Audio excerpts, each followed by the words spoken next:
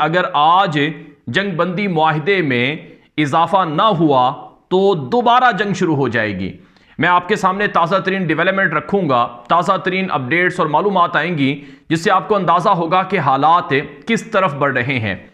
گزشتہ 3 دنوں میں حماس مجاہدین نے اسرائیل کے قیدی رہا کیے اور اسرائیل نے فلسطین کے قیدی رہا کیے۔ قیدیوں کا تبادلہ بھی ہوا ہے اور اسی طرح سے اسرائیل نے غزہ میں امدادی سامان کے جو ٹرک وغیرہ ہیں، گاڑیاں ہیں، ان کو آنے کی اجازت بھی دی ہے۔ اگرچہ اسرائیل نے کئی بار جنگ بندی معاہدے کی خلاف ورزی کی ہے، جاسوس ڈرون طیاروں کی پروازیں ہوئی ہیں اور غزہ میں بعض علاقوں میں اسرائیلی فوج نے فائرنگ بھی کی ہے، لیکن اس کے باوجود غزہ مجاہدین نے صبر کا اظہار کیا ہے اور انہوں نے جو ثالثی کرنے والے ہیں جیسے کہ قطر اور مصر اور امریکہ، ان کو شکایات لگائی ہیں کہ تمہارا جو فریق ہے اسرائیل وہ جنگ بندی معاہدے کی خلاف ورزی کر رہا ہے۔ جو اس وقت کی میرے سامنے تازہ ترین بڑی خبر ہے وہ یہ ہے کہ جنگ بندی معاہدے کو بڑھانے کے لیے مذاکرات چل رہے ہیں۔ قطر کی جانب سے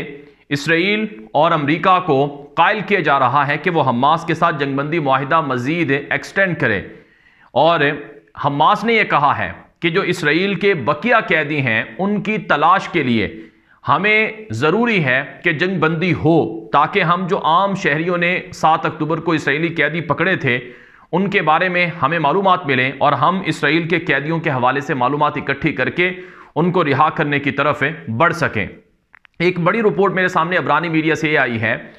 کہ اسرائیل نے کہا ہے کہ حماس 1 روز کی جنگ بندی کے بدلے آپ ہمارے 10 اسرائیلی قیدی رہا کر دو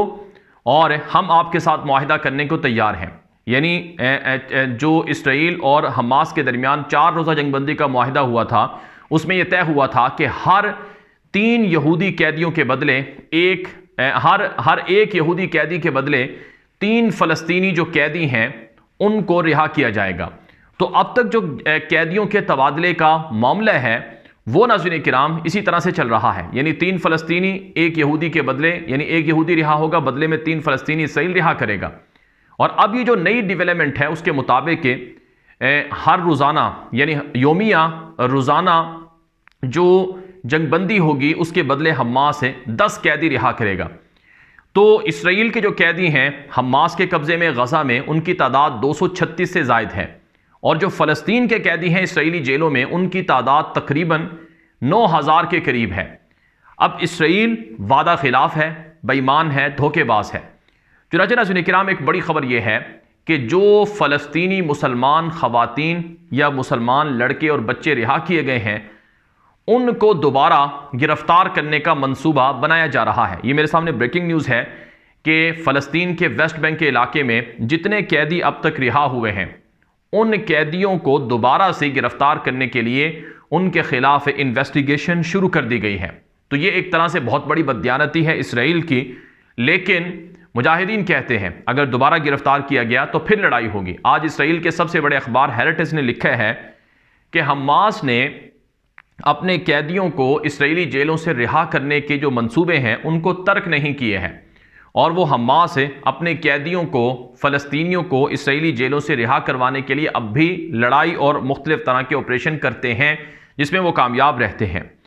بہرحال کا ایک اور جو بڑی خبر میرے سامنے اسرائیل کے top media network heritage کی رپورٹ ہے وہ موجود ہے کہ اسرائیل جنگ بندی معاہدے کے بعد بھی غزہ میں جنگ جاری رکھے گا۔ چنانچہ یہ رپورٹ میرے سامنے ہے کہ Israeli army plans to expand Gaza offensive once Hamas cease fire ends، کہ جب اسرائیلی آرمی کا پلان یہ ہے کہ جیسے ہی جنگ بندی معاہدہ ختم ہوگا تو اسرائیلی آرمی غزہ میں اپنے آپریشن کو بڑھائے گی اور شمالی غزہ سے جنوبی غزہ کی طرف بھی آپریشن کیا جائے گا۔ رات گئے جو اسرائیلی وزیر اعظم نیتن یاہو ہے اس کی فون پر بات ہوئی ہے امریکی صدر جو بائیڈن سے۔ امریکی صدر جو بائیڈن نے اسرائیلی وزیر اعظم نیتن یاہو کو کہا ہے کہ اسرائیل کا حماس کے ساتھ قیدیوں کے تبادلے کے معاملات کو آگے بڑھانا یہ بہت ضروری ہے۔ اگر لڑائی دوبارہ شروع ہو گئی تو پھر اس سے قیدیوں کی رہائی ناممکن ہوگی، لہٰذا جنگ بندی معاہدے کو بڑھایا جائے۔ امریکی صدر جو بائیڈن کے حوالے سے یہ بھی میڈیا پر آیا ہے کہ اس نے کہا کہ 2 اسٹیٹ سلوشن بڑا ضروری ہے، یعنی 2 ریاستی حل بڑا ضروری ہے اس کانفلکٹ کو ختم کرنے کے لیے۔ یعنی فلسطین کی انڈیپینڈنٹ خود مختار ریاست ہو اور اسرائیل کی بھی ایک خود مختار ریاست ہو، اس کے لیے اسرائیل کو تیار ہونا پڑے گا۔ ناظرین کرام، خبریں یہ ہیں کہ اسرائیل کو حماس کے ساتھ 48 روزہ جنگ میں بلینز آف ڈالر کا نقصان ہوا ہے، لہٰذا اسرائیل اگر دوبارہ جنگ شروع کرے گا تو اسے مزید نقصان ہوگا، اور امریکہ کو بھی اسرائیل کی لڑائی کی وجہ سے بے حد نقصان ہوا ہے، اس لیے امریکہ بھی اس لڑائی کو ختم کروانا چاہتا ہے۔ لیکن نیتن یاہو کے حوالے سے خبریں ہیں کہ چونکہ نیتن یاہو کی سیاست ختم ہو گئی ہے، لوگ اسرائیل کی جو عام عوام ہے وہ نیتن یاہو کے خلاف ہے کہ نیتن یاہو تمہاری وجہ سے ہمارے لوگ قیدی بنائے گئے، تمہاری وجہ سے حماس اور اسرائیل کے درمیان جنگ ہوئی اور ہماری زندگیاں برباد ہوئیں، لہٰذا اسرائیلی عوام نیتن یاہو کے خلاف مظاہرے بھی کر رہی ہیں اور مرد آباد کے نعرے بھی لگا رہی ہیں۔ تو ایسے میں ناظرین کرام رپورٹس یہ آ رہی ہیں کہ نیتن یاہو اس جنگ کو جاری رکھنے کے لیے کوشاں ہیں۔ اسرائیل کا آرمی چیف اور اسرائیلی وزیر دفاع اور نیتن یاہو، یہ تین فرعون ہیں جو اس وقت غزہ کی لڑائی کو دوبارہ شروع کرنا چاہتے ہیں، اور غزہ میں اپنے قیدیوں کو رہا کرانے کے بعد جنوبی جو غزہ کا علاقہ ہے، یعنی جو غزہ کے جنوبی علاقے ہیں، ان میں حملہ کرنا چاہتے ہیں۔ تو یہ رپورٹیں ناظرین کرام اس وقت عبرانی میڈیا سے سامنے آ رہی ہیں۔ بہرحال اگر یہ جنگ بندی معاہدہ مزید نہیں ہوتا ہے یا اگر اسرائیل دوبارہ جنگ شروع کرتا ہے تو اسرائیل کو بہت بڑی تباہی دیکھنا پڑے گی۔ چنانچہ آج کی بڑی خبر یہ ہے کہ حماس مجاہدین نے اسرائیل کی گردن دبوچ لی ہے۔ اسرائیل چاہتے ہوئے بھی وہ جنگ نہیں کر سکتا ہے، یعنی اسرائیل کی خواہش ہے کہ حماس کے خلاف جنگ کرے اور حماس کو ختم کرے، لیکن وہ حماس کو ختم نہیں کر سکتا ہے۔ اب کل کیا ہوا ہے؟ کل رات جب حماس مجاہدین نے اسرائیلی قیدی رہا کیے تو ان کو غزہ شہر کے وسط میں رہا کیا گیا، اور اسی طرح سے غزہ کے شمال میں بعض یہودی قیدیوں کو سپرد کیا گیا ریڈ کراس کے۔ تو غزہ کے شمالی علاقوں میں اور غزہ کیپٹل کے وسط میں جو اسرائیلی قیدی چھوڑے گئے ہیں، تو ان سے یہ پیغام دیا گیا ہے کہ حماس کا اب بھی غزہ میں شمال میں بھی اور غزہ کیپٹل سٹی میں بھی قبضہ ہے، کنٹرول ہے، اور اسرائیل کا کوئی کنٹرول نہیں ہے۔ ناظرین کرام، یہ جو لڑائی ہے غزہ اور اسرائیل کی، یہ لڑائی پھیلتی ہوئی نظر آ رہی ہے۔ چنانچہ میرے سامنے اس وقت ایک بڑی بریکنگ نیوز ہے کہ اس لڑائی کی جو آگ ہے وہ یمن تک پھیل گئی ہے۔ آپ جانتے ہیں یمن کے جو انصار اللہ حوثی ہیں، انہوں نے اسرائیلی جہازوں پر قبضہ کرنا شروع کر رکھا ہے۔ چنانچہ ناظرین کرام، آج کی جو بڑی بریکنگ نیوز ہے وہ یہ ہے کہ کل سینٹرل پارک نامی ایک جہاز کو، جو کہ اسرائیلی ملکیت تھا اور پیٹرول سے لدا ہوا تھا، اس کو یمن کے انصار اللہ حوثیوں نے قبضہ کر لیا تھا اس پر۔ تو امریکہ سے رابطہ کیا گیا، یعنی جو سینٹرل پارک جہاز تھا، باہری جہاز ہے، اس کا جو عملہ تھا انہوں نے سیف کنٹرول روم سے رابطہ کیا امریکی جہازوں سے، چونکہ امریکی جہاز اس باہری جہاز کے قریب قریب تھے۔ تو بتایا جاتا ہے کہ امریکی جہاز نے وہ جو انصار اللہ حوثیوں کی جانب سے وہ جو سینٹرل پارک نامی جہاز قبضہ کیا گیا تھا،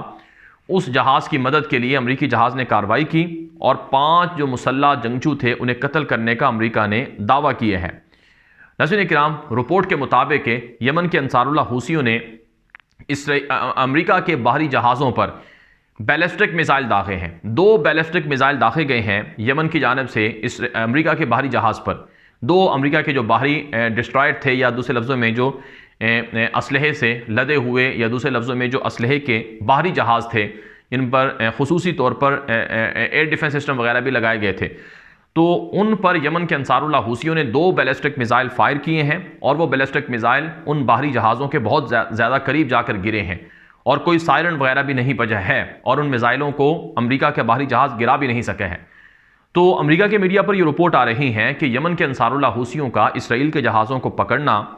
اور برطانوی کمپنیوں کو اور ان کے حامل جو جہاز ہیں ان کو پکڑنا اور امریکی جہازوں پر میزائلوں کے حملے کرنا، یہ اس بات کی علامت ہے کہ اب دنیا میں بالخصوص خلیج عدن اور اسی طرح سے باب المندب میں جو باہری جہازوں کی آمد و رفت ہے وہ بڑی خطرناک ہو چکی ہے۔ ایک رپورٹ کے مطابق امریکہ اور دنیا بھر سے جو جہاز اسرائیل آتے ہیں ان کی انشورنس میں اضافہ ہو گیا ہے اور اخراجات بڑھ گئے ہیں۔ مثلا چائنا سے اگر کوئی چیزیں اسرائیل منتقل کی جاتی ہیں تو وہ یمن کے راستے سے منتقل ہوں گی، تو اب چین کے جہاز ہوں یا پھر اسرائیل کے کسی بھی ملک کے جہاز جو اسرائیل جائیں گے جہاز ہیں، ان پر یمن کے انصار اللہ حوثیوں نے حملہ کرنے کا دعویٰ کر رکھا ہے۔ تو یوں ناظرین کرام، حالات بہت زیادہ گڑبڑ ہو چکے ہیں۔ یمن کے انصار اللہ حوثیوں نے دنیا میں کھلبلی مچا رکھی ہے۔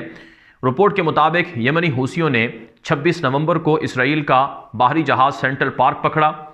جو تیل سے لدا ہوا تھا، اور یہ اسرائیل کے ایک ارب پتی شخص کا جہاز تھا جس کو امریکہ نے رہا کروانے کا دعویٰ کیا ہے، یعنی ہائی جیک کیا گیا تھا، اسے بازیاب کروا لیا گیا ہے، چھڑا لیا گیا ہے۔ 25 نومبر کو یمنی حوثیوں نے زم نامی کمپنی کا زم نامی جو باہری جہاز تھا اسرائیل کا وہ پکڑا تھا، اور 25 نومبر کو ہی ایک اسرائیلی جہاز پر یمن سے ڈرون طیاروں سے انصار اللہ حوثیوں نے حملہ کیا تھا۔ 20 نومبر کو گلیکسی لیڈر نامی اسرائیلی جہاز یمنی حوثیوں نے پکڑا تھا، جس کی تصویریں ویڈیوز پوری دنیا میں پھیلی تھیں اور اسرائیل پر لرزہ طاری ہوا تھا، جس کے بعد اسرائیل نے غزہ کے مجاہدین سے معاہدہ کرنے کی کوشش کی تھی۔ رپورٹ کے مطابق اب تک یمن کے انصار اللہ حوثیوں نے اسرائیل کے 9 باہری جہاز پکڑے ہیں یا ان پر حملے کیے ہیں۔ 25 نومبر کو ایلات شہر پر بھی یمنی حوثیوں نے حملہ کیا ہے۔ تقریباً 4-5 مرتبہ ایلات جو اسرائیل کا باہری ساحلی شہر ہے ایلات، اس پر میزائلوں سے حملے کیے ہیں یمن کے انصار اللہ حوثیوں نے۔ یمنی حوثی اپنی حالیہ کارروائیوں کو غزہ مسلمانوں کے نام کر رہے ہیں۔ انہوں نے کہا کہ جب تک اسرائیل غزہ فلسطین پر قبضہ نہیں چھوڑے گا تب تک ہم حملے جاری رکھیں گے اور اسرائیل کے جہاز پکڑیں گے۔ ناظرین کرام، کچھ لوگ یہ سوال کر رہے ہیں کہ یمن کے انصار اللہ حوثیوں کا ایران سے تعلق ہے اور حزب اللہ جو لبنان سے تعلق رکھتی ہے ان کا تعلق بھی ایران سے ہے، تو یہ جو کارروائیاں کر رہے ہیں یہ صرف دکھلاوے کے لیے ہیں، ان میں کوئی سچائی یا حقیقت نہیں ہے۔ یاد رکھیں ناظرین کرام، ایران کے اپنے خیالات ہیں، اپنے مفادات ہیں، اپنے نظریات ہیں۔ لبنان کے حزب اللہ کے اپنے خیالات اور اپنے نظریات ہیں۔ انصار اللہ حوثیوں کے اپنے مفادات اور اپنے نظریات ہیں، لیکن اس وقت غزہ کے مسلمانوں کی حمایت اور مدد کے لیے نہ صرف لبنان سے حزب اللہ نے بلکہ یمن کے انصار اللہ حوثیوں نے حملے کیے ہیں، جس کا نقصان اسرائیل کو ہوا ہے، جس کا فائدہ غزہ کے مسلمانوں کو ہوا ہے، اور ایران کی جانب سے پس پردہ حماس کو بھرپور انداز میں سپورٹ بھی کیا گیا ہے۔ ناظرین کرام، جو حماس کے ترجمان ابو عبیدہ ہیں، انہوں نے اپنی تقریر میں یمن کے انصار اللہ حوثیوں کا نام لیا اور انہیں خراج تحسین پیش کر کے کہا کہ آپ لوگوں نے عرب ہونے کا حق ادا کیا ہے، آپ کی مدد غزہ کے مسلمان کبھی نہیں بلا سکتے ہیں۔ ابو عبیدہ نے اپنی تقریر میں یہ بھی کہا تھا کہ عراق اور لبنان سے جو ہماری مدد کی گئی ہے اور جو اسرائیل پر حملے کیے گئے ہیں جس کا فائدہ غزہ کو پہنچا ہے، اسے بھی ہم کبھی فراموش نہیں کر سکتے ہیں۔ اسماعیل ہنیہ جو حماس کے سیاسی سربراہ ہیں، انہوں نے بھی ایران کا، لبنان کا، عراق کا اور یمن کا شکریہ ادا کیا ہے۔ تو امت مسلمہ میں باہمی اختلافات کو بالائے طاق رکھتے ہوئے غزہ کے لیے، فلسطین کے لیے کردار ادا کرنا چاہیے، نہ یہ کہ اپنے باہمی اختلافات کی وجہ سے دشمن سامراجی طاقتوں کو موقع دینا